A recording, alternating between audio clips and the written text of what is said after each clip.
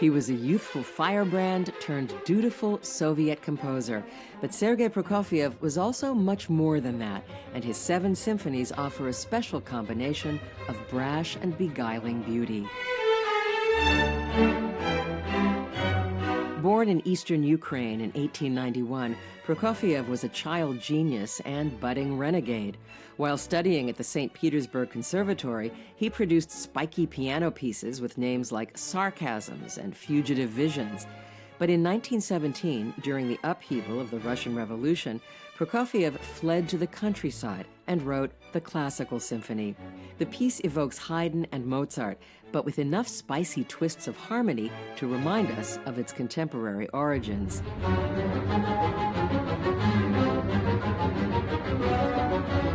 Prokofiev's next 3 symphonies reflect the cosmopolitan atmosphere of Paris, where he settled after the Revolution. After the jagged second and third symphonies, the 4th is built on themes from his ballet, The Prodigal Son. The composer finished it over long train rides as he toured the U.S., but Prokofiev's years abroad ended when, amid much fanfare, he returned to the Soviet Union.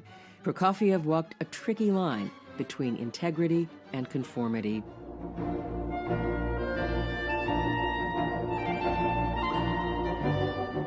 The dark but rousing Fifth Symphony is widely considered Prokofiev's finest hour as a Soviet composer. He led its premiere at the Moscow Conservatory in 1945. Just as he lifted his baton, artillery fire echoed in the distance. It was the sound of Russians celebrating news that the Red Army was pushing the Nazis back into Germany.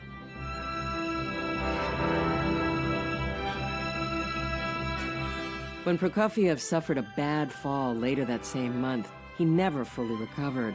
But he pressed on with his Symphony No. 6, a remarkably daring response to the tragedies of war. But the work's moody, often anguished landscape drew an official condemnation from Stalin's propaganda chief.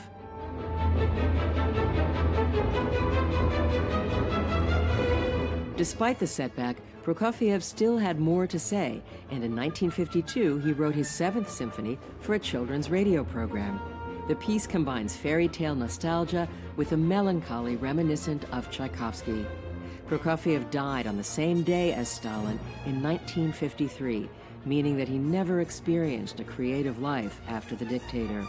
Even so, Prokofiev's eloquent and heartfelt symphonies together represent one of the major cycles of the 20th century.